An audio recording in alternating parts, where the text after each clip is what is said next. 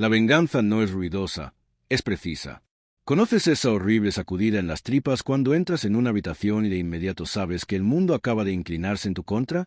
¿Como cuando el perro se comporta de forma extraña antes de un terremoto? ¿O cuando tu madre usa tu nombre completo?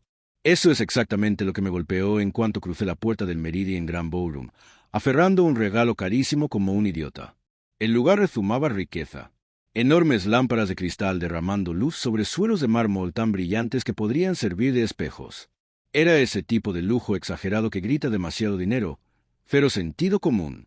Cada invitado parecía sacado directamente de las portadas de Forbes o Vogue, dependiendo de si su fortuna venía de acciones o de estilo. Había buscado durante semanas para encontrar este collar, una pieza personalizada de algún joyero italiano cuyo nombre apenas podía pronunciar sin toser. Del tipo que cuesta más que un coche y requiere su propio asegurador.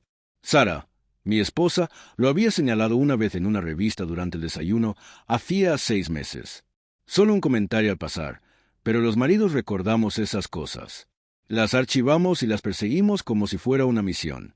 Me tomó 20 minutos envolver la caja en papel plateado. Escribo código que vale millones, pero doblar papel alrededor de cartón me hizo sudar. Aún así, no quedó tan mal. Rematado con una cinta que por metro cuesta más que la mayoría de los almuerzos.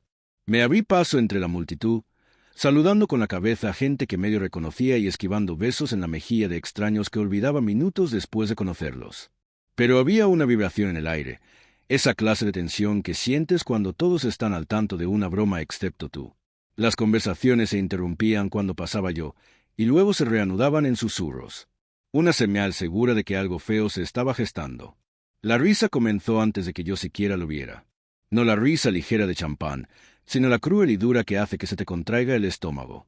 El sonido de gente disfrutando del naufragio de otro. Seguí el ruido hacia el escenario al frente, probablemente destinado a discursos sobre la causa benéfica de la noche. Y entonces lo vi. Benjamin Cross, 1,88 metros de perfección engreída, arrodillado como el protagonista de alguna película romántica barata. Solo que esto no era Netflix.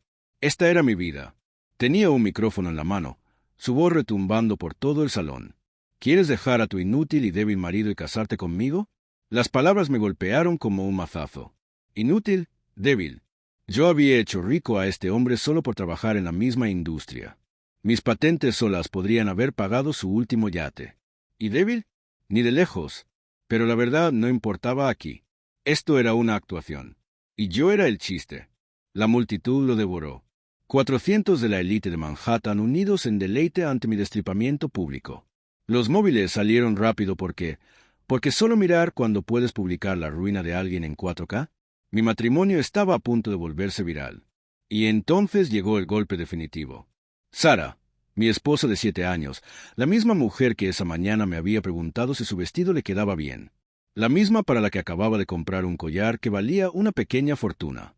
Lo miró a Cross con una sonrisa que nunca le había visto. No era su sonrisa de café matutino. No era su sonrisa del día de la boda. Algo más agudo, vivo de una forma que me destripó. Sí, dijo ella, clara y fuerte al micrófono. El salón estalló. Aplausos, vítores, silbidos como si acabaran de ver el touchdown ganador.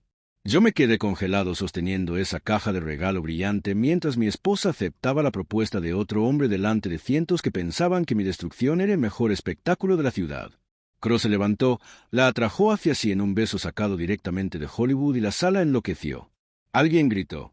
Otro empezó un aplauso lento que se convirtió en un rugido. Y yo me quedé allí como si hubiera entrado en el teatro equivocado, atrapado en una pesadilla de la que no podía salir. Lo fácil habría sido explotar, lanzar la caja contra el perfecto cabello de Cross, gritar algo cortante, montar una escena lo bastante grande como para arruinar su momento de gloria. Eso era lo que todos querían.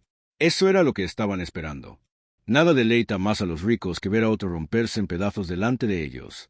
Pero aquí está la cosa. Tras 15 años trabajando en tecnología, aprendes paciencia. Aprendes que la venganza no llega ruidosa ni rápida. Llega cuidadosa, constante y lo bastante afilada como para cortar limpio. El tipo de golpe que aterriza cuando nadie lo ve venir. Así que, en lugar de darles el colapso que querían, la confrontación dramática que todos estaban grabando en secreto con sus móviles, hice algo que probablemente confundió como el demonio a todos en esa sala.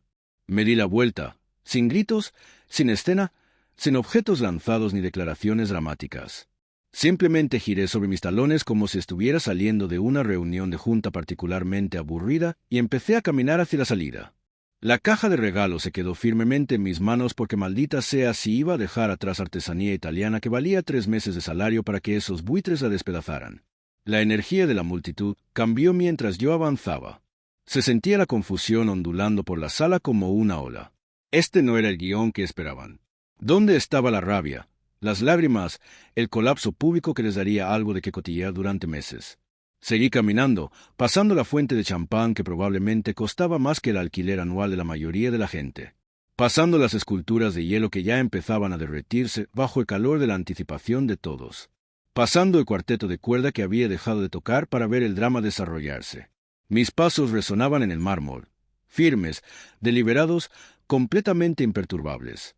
Detrás de mí, podía oír a Cross intentando reanudar el ambiente festivo, su voz retumbando por el micrófono sobre el amor que conquista todo y los nuevos comienzos.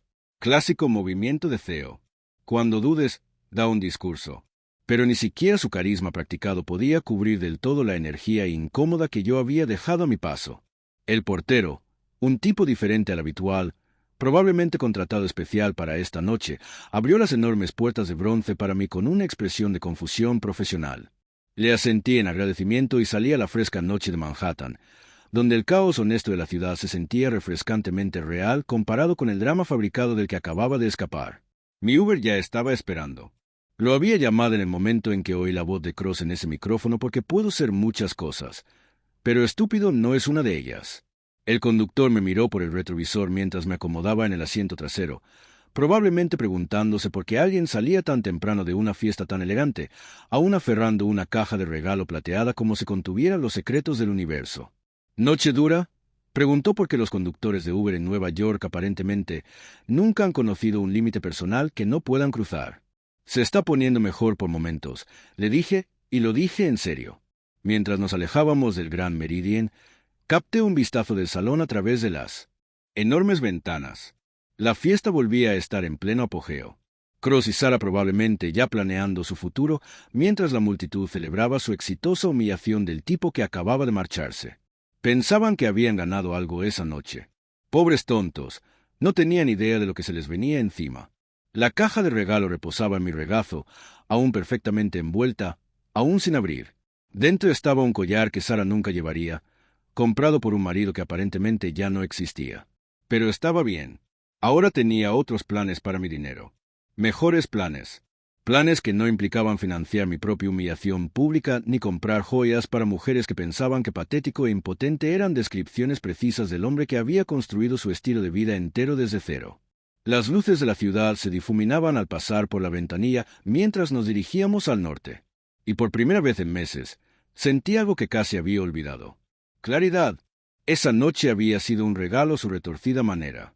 Sarah y Cross me habían entregado justo la justificación que necesitaba para hacer lo que había sido demasiado educado, demasiado civilizado, demasiado estúpidamente leal para hacer antes.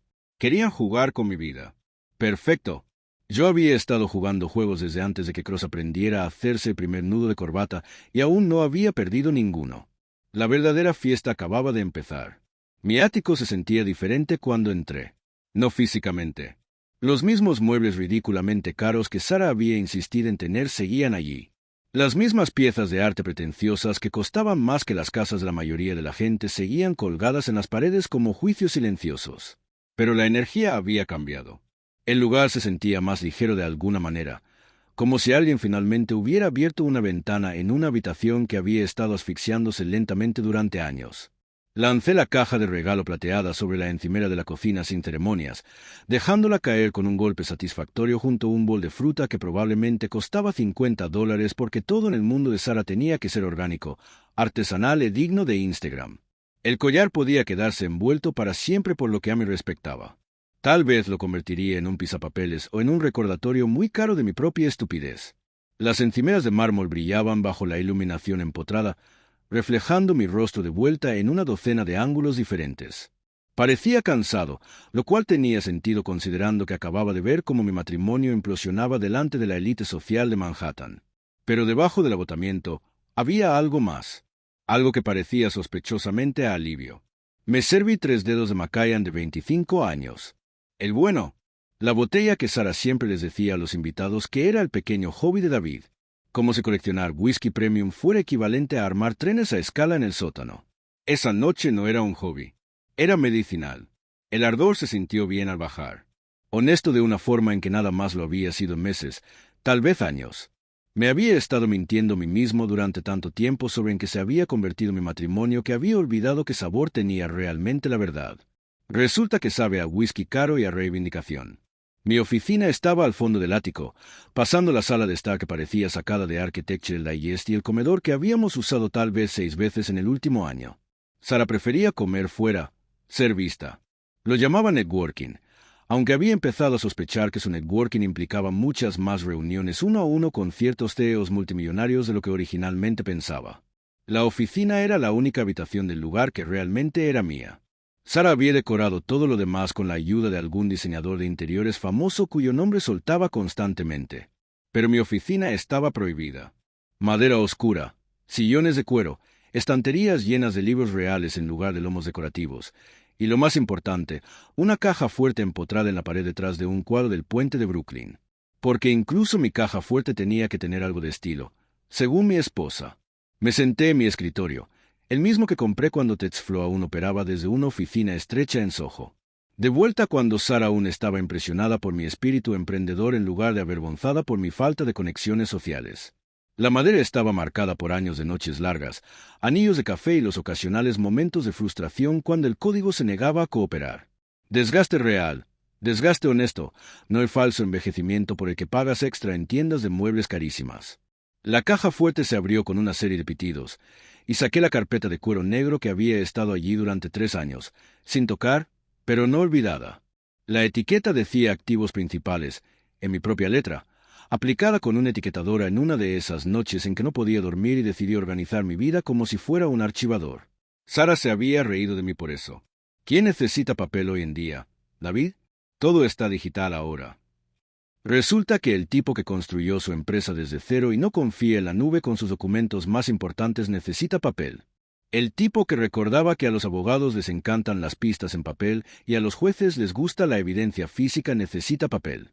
El tipo que había visto a su esposa coqueteando con otros hombres en galas benéficas durante los últimos 6 meses necesita papel. Abrí la carpeta y esparcí el contenido sobre mi escritorio como si estuviera repartiendo una mano de póker muy cara. Cada documento contaba una historia y juntos contaba la historia de cómo un chico de 24 años de Brooklyn con un título en informática y demasiada ambición había construido algo que valía $400 millones. Los papeles originales de incorporación de TEDxFlow Solutions, presentados hace 7 años cuando aún era lo bastante ingenuo como para pensar que amor y negocios mezclaban bien. Mi firma, la firma de Sara y la firma de un testigo de mi compañero de universidad que había conducido a medianoche para hacerlo oficial. Sara poseía el 49%. Yo poseía el 51%. Parecía justo en ese momento. Parecía romántico. Incluso lo que no estaba en esos papeles originales era la historia de todo lo que vino después. Las solicitudes de patentes que había presentado solo, trabajando 18 horas al día en una oficina estrecha mientras Sara manejaba el desarrollo de negocios en almuerzos que siempre parecían involucrar más martinis que contratos. 28 patentes separadas, todas con mi nombre como inventor principal, todas generando ingresos que habían financiado nuestro estilo de vida, nuestro ático, nuestras ridículas facturas de supermercado. Los extractos bancarios pintaban un cuadro aún más claro. El financiamiento inicial para TEDxFlow había venido de mis ahorros, mi dinero de préstamos estudiantiles, la herencia de mi abuela que ella había dejado específicamente para que yo persiguiera mis sueños. No nuestros sueños, mis sueños. La abuela había sido lo bastante lista como para ponerlo por escrito. Bendito sea su corazón práctico. $250,000. Cada centavo documentado y rastreado directamente a las operaciones de la empresa. Luego vinieron las rondas de inversión. Serie A, Serie B, Serie C. Cada una negociada y cerrada por mí mientras Sara manejaba las relaciones públicas. Los nombres de los inversores estaban todos allí en blanco y negro junto con los contratos que detallaban exactamente quién poseía qué. La matemática era simple, aunque el lenguaje legal fuera denso. David Chen poseía el 85% de TEDxFlow Solutions. Sara Monroe poseía el 15%, en su mayoría como un gesto de buena voluntad matrimonial que ahora parecía bastante estúpido en retrospectiva. Saqué mi portátil y abrí el sistema de gestión financiera de la empresa. El mismo sistema que yo diseñé, el mismo que Sara nunca se había molestado en aprender a usar. Demasiado complicado, siempre decía. Para eso pagamos a contadores. Excepto que no pagamos a contadores para tomar decisiones ejecutivas sobre dónde iba nuestro dinero, y el sistema requería autorización dual para cualquier transferencia superior a $15,000. Adivina quién había estado felizmente haciendo clic en aprobar para paquetes de vacaciones, compras de diseñador y misteriosas tarifas de consultoría sin leer la letra pequeña. La primera parada fue fácil, la cuenta de viajes de la empresa. Sara y Cross tenían un retiro de negocios programado para la próxima semana en el Caribe. Retiro de negocios, ¿verdad? Porque mejor lugar para discutir proyecciones trimestrales es obviamente un resort de 5 estrellas donde lo único trimestral que a alguien le importa es cuántos mojitos pueden meter en 15 minutos de networking junto a la piscina. 2 clics, un código de autorización, y de repente Benjamin Cross iba a vacacionar solo. La reserva del resort, los vuelos en primera clase, el misterioso paquete de spa que costaba más que el alquiler de la mayoría de la gente. Todo cancelado con la fría eficiencia que solo proviene de un diseño de software verdaderamente excelente. Lo siguiente, la fiesta de esta noche. El pequeño espectáculo de humillación en el Grand Meridien no había sido barato. El alquiler del salón, el catering, las flores, el cuarteto de cuerda, las esculturas de hielo, todo había sido cargado a la cuenta de eventos corporativos de TechFlow, que según los recibos había sido idea de Sara para una oportunidad de networking que mejoraría el perfil de la empresa en la comunidad. Bueno, misión cumplida, cariño. El perfil de la empresa definitivamente se había mejorado, solo que no de la forma que esperabas. Las órdenes de detener pago son cosas hermosas cuando sabes cómo presentarlas correctamente. Cada proveedor recibió el mismo mensaje automático: pago cancelado debido a uso no autorizado de fondos corporativos. El florista, el cátere, el lugar, incluso el fotógrafo que probablemente había capturado mi momento de humillación pública en alta definición. Todos estaban a punto de descubrir que los eventos de networking no se pagan solos. Pero la verdadera opción nuclear estaba justo allí delante de mí, brillando en la pantalla de mi portátil como el equivalente empresarial de un gran botón rojo marcado «No presionar». La cuenta operativa. 400 millones gestionados por anulación ejecutiva que requerían mi autorización personal para cualquier retiro superior a 75,000. Sara pensaba que era la CEO. La Junta pensaba que era la CEO. ¡Demonios! La mitad de los blogs tecnológicos de Manhattan pensaban que era la CEO. Pero ser la cara pública de una empresa y realmente dirigirla son dos cosas muy diferentes. Y la diferencia suele medirse en quién controla el dinero.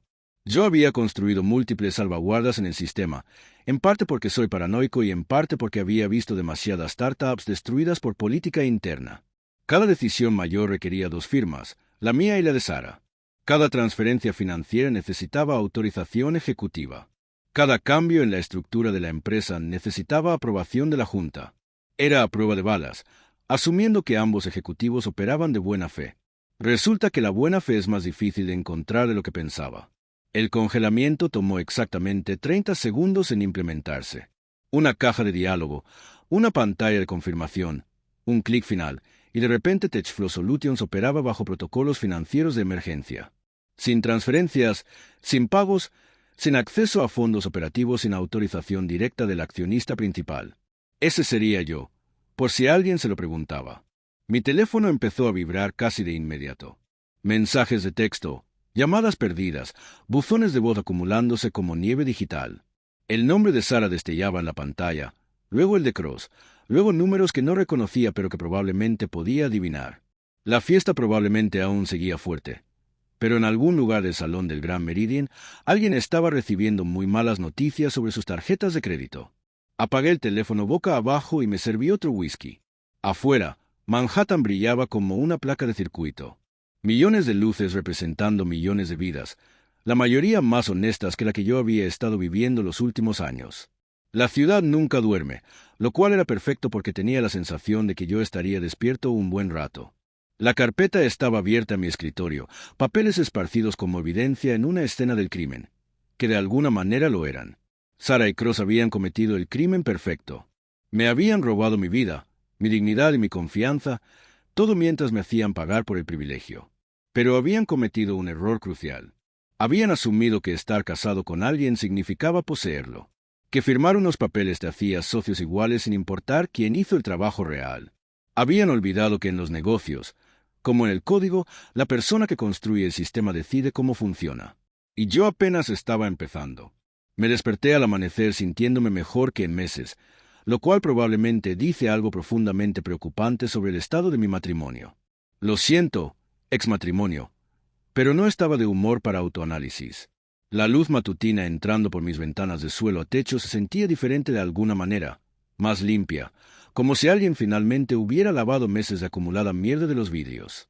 Mi teléfono parecía haber sobrevivido a un apocalipsis digital. 57 llamadas perdidas, 94 mensajes de texto y suficientes buzones de voz como para llenar una pequeña novela sobre traición. Pánico y lo que solo puedo asumir era una gran cantidad de maldiciones muy creativas. El nombre de Sara dominaba el registro de llamadas como una ex desesperada intentando explicar por qué había rayado tu coche. Seguido por Cross, nuestra CFO Janet Morrison, 3 miembros diferentes de la Junta, y porque esta pesadilla no podía ser más surreal. Mi suegra, Diana Monroe. Que ella me llamara era como recibir una invitación personal a mi propia ejecución. Esa mujer nunca me había querido. Nunca pensó que era lo bastante bueno para su preciosa hija.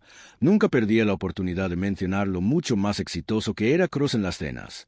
El hecho de que llamara ahora, probablemente para regodearse sobre la humillación pública de anoche, era solo la guinda de este espectáculo de mierda dominical. Apagué el teléfono boca abajo y fui a hacer café en su lugar. Café de verdad, no la pretenciosa mierda de origen único artesanal de pequeño lote que Sara insistía en comprar en alguna cafetería hipster de Brooklyn, donde cobraban $15 por lo que esencialmente era agua caliente de frijol con actitud. Solo buen tostado oscuro viejo que podía despertar a los muertos y no requería una tesis sobre terror para justificar su existencia. La cocina se sentía enorme sin la rutina matutina de Sara desordenándola. Sin esterillas de yoga extendidas por el suelo de mármol. Sin licuadora llena del batido verde que estuviera de moda esa semana en su feed de Instagram. Sin notas pasivo-agresivas sobre de quién era el turno de cambiar el filtro de agua. Solo yo, mi café y el satisfactorio silencio de una vida que finalmente era mía. Había pasado la noche haciendo cálculos, lo que suena aburrido hasta que te das cuenta de que los cálculos, cuando se aplican correctamente, pueden ser el arma más devastadora del mundo. Sara pensaba que me había destruido anoche, pero en realidad solo me había entregado la justificación que necesitaba para usar cada herramienta legal en mi considerable arsenal. Los números no mentían. Poseo el 85% de una empresa que vale más que el PIB de algunos países pequeños, y acababa de bloquear cada centavo. Lo mejor, todo era completamente legal. A prueba de balas, en realidad. Había aprendido hace mucho que la diferencia entre venganza y justicia suele ser solo cuestión de papeleo. Y siempre había sido muy bueno con el papeleo. Mi teléfono vibró de nuevo. Esta vez era Patty del escritorio de abajo, lo que significaba que alguien estaba abajo intentando subir a verme. Dado el estado actual de mi agenda social, esto no podía ser buena noticia. Buenos días, señor Chen. La voz de Patrick crujió por el intercomunicador con esa clase de preocupación profesional que solo viene de años lidiando con la élite de Manhattan durante sus diversas crisis personales. Tengo a una joven aquí abajo. Emma Rodríguez dice que trabaja para su esposa. Está bastante alterada, señor. Emma, la asistente de Sara. 28 años, recién salida de Columbia con un MBA que probablemente nunca llegaría a usar porque había atado su carro a la estrella equivocada. Chica lista, pero con un terrible juicio en jefes. Me sentí un poco mal por lo que probablemente le estaba pasando ahora. Se había visto atrapada en el fuego cruzado de una guerra que ni siquiera sabía que se estaba librando. Súbela, Patrick. Gracias. Tuve justo el tiempo suficiente para ponerme ropa de verdad. Aparentemente, recibir a empleados llorando en pijama envía el mensaje equivocado sobre límites profesionales antes de que Emma irrumpiera por mi puerta principal como un huracán hecho de pánico y bolsos de diseñador. Se veía exactamente como alguien que acababa de descubrir que la vida aparentemente perfecta de su jefa era en realidad un castillo de naipes construido sobre arenas movedizas. Su cabello usualmente impecable se escapaba de la coleta. Su maquillaje estaba corrido como si hubiera estado llorando durante horas, y aferraba una taza de Starbucks con la intensidad desesperada de alguien que ya había tomado demasiada cafeína y estaba a punto de tomar más de todos modos. Señor Chen, gracias a Dios que está aquí, balbuceó, las palabras tropezando unas con otras como agua por una presa rota. Ha habido una especie de fallo técnico con las cuentas de la empresa y nadie puede acceder a nada y la nómina está congelada. Y la reunión con inversores de esta mañana se canceló porque la reserva de la sala de conferencias no se procesó y la Amex de Sara fue rechazada en Starbucks. En Starbucks. Y está completamente flipando porque la tarjeta de crédito de Cross también fue rechazada y su viaje al Caribe se canceló. Y Emma, la interrumpí levantando una mano. Respira. Ella aspiró una bocanada de aire como si hubiera estado bajo el agua. Luego me miró con esa clase de esperanza desesperada que la gente suele reservar para médicos de urgencias o abogados fiscales. ¿Puede arreglarlo? Sara dijo que probablemente era solo un fallo técnico, algo con los servidores, tal vez, y que usted podría solucionarlo en unos minutos porque usted construyó todos los sistemas. ¿Y Sara te envió aquí? La pregunta pareció desinflarla un poco. Sí, señor. Dijo que usted querría saber de los problemas técnicos de inmediato y que probablemente querría poner todo de nuevo en línea antes de que afectara las operaciones comerciales. Problemas técnicos. Eso era rico. Sara pensaba que esto era un bug en el sistema en lugar de una característica funcionando exactamente como fue diseñada. Había pasado tantos años como la cara pública de TensorFlow que había olvidado quién realmente construyó la maldita cosa en primer lugar. Emma, dije con cuidado. ¿Viste lo que pasó en la fiesta anoche? Su rostro pasó por unas 6 expresiones diferentes en el espacio de 2 segundos. Confusión, reconocimiento, vergüenza y finalmente una especie de comprensión enfermiza que me hizo sentir genuinamente apenado por ella. Bajó los ojos y asintió, de repente muy interesada en el patrón de mi suelo de mármol. Ya veo. Caminé hasta mi escritorio y saqué un sobre manila que había preparado mientras ella venía en camino. A veces vale la pena estar 3 pasos por delante de todos los demás en la habitación. Necesito que le entregues esto a Sara. Tiene 24 horas para responder. Sin extensiones, sin negociaciones, si necesito más tiempo para pensarlo. 24 horas. Emma tomó el sobre como si pudiera explotar en sus manos, lo cual, considerando su contenido, no estaba tan lejos de la verdad. ¿Qué debo decirle sobre las cuentas, sobre la nómina, sobre las reuniones? Dile la verdad, dije. Dile que no hay fallos técnicos. Dile que el sistema está funcionando exactamente como fue diseñado. Dile que a veces cuando quemas puentes, descubres que estás parado del lado equivocado del río. Parpadeó hacia mí, claramente intentando procesar la metáfora mientras lidiaba simultáneamente con la realidad de que su cómodo trabajo acababa de evaporarse a su alrededor como niebla matutina. Señor Chen, no entiendo qué está pasando. Me serví otra taza de café y consideré cómo explicar la guerra corporativa a alguien que probablemente había pasado los últimos años creyendo que los negocios eran solo una serie de almuerzos y presentaciones en PowerPoint. Emma era daño colateral en todo este lío, pero también tenía la edad suficiente para darse cuenta de hacia dónde soplaba el viento. Emma, ¿cuánto tiempo llevas trabajando para Sara? 3 años, señor. Y en esos 3 años, ¿cuántas decisiones comerciales importantes has visto que ella tomara sin consultarme primero? Pensó en ello un momento, su rostro pasando por esa clase de realizaciones que suelen venir con una dosis pesada de verdad incómoda. Yo no creo haber visto que tomara ninguna decisión importante sin usted, señor. Eso es porque no puede. TensorFlow no es la empresa de Sara, Emma. Nunca lo fue. Ha sido la portavoz, la cara pública, la persona que sonríe para las cámaras y hace charla en galas benéficas. Pero el código, las patentes, el financiamiento, las decisiones comerciales reales que importan, eso he sido yo desde el día 1. Podía prácticamente ver los engranajes girando en su cabeza mientras empezaba a conectar puntos que probablemente habían estado justo delante de ella durante años. La forma en que Sara siempre me defería en asuntos técnicos, la forma en que necesitaba mi firma en todo lo importante, la forma en que entraba en pánico cada vez que yo viajaba más de unos pocos días. Así que cuando ella y el señor Cross, Emma no pudo terminar la frase, pero no necesitaba hacerlo. Cuando decidió humillarme delante de 400 personas mientras le pedía a otro hombre que se casara con ella. Sí, esa fue una señal bastante clara de que nuestra asociación comercial había terminado. Sellé el sobre y se lo entregué. Esto lo hace oficial. Emma se quedó allí un momento, sobre en mano, luciendo como alguien que acababa de darse cuenta de que el suelo en el que había estado parada era en realidad arenas movedizas. ¿Qué pasa con la empresa? ¿Qué pasa con los empleos de todos? Eso depende enteramente de cómo responda Sara a lo que hay en ese sobre. Pero Emma, esperé hasta que me miró a los ojos. Sea lo que sea que pase, no será un fallo técnico. Ella asintió lentamente, la comprensión finalmente amaneciendo en su rostro como un amanecer particularmente brutal. 24 horas. 24 horas, confirme. Y Emma, cuando le des esto a Sara, tal vez quieras empezar a actualizar tu currículum. Solo una sugerencia amistosa. Después de que se fue, me quedé en mi ventana mirando la ciudad, taza de café en mano, sintiendo esa satisfacción particular que viene de ver un plan desarrollarse exactamente como fue diseñado. En algún lugar al otro lado de la ciudad, Sara probablemente aún estaba convencida de que todo esto era algún tipo de error, algún problema técnico que podía arreglarse con una llamada telefónica o tal vez un muy buen consultor de ti. Estaba a punto de aprender la diferencia entre ser la cara de una empresa y realmente poseerla. El temporizador había empezado, 24 horas y contando.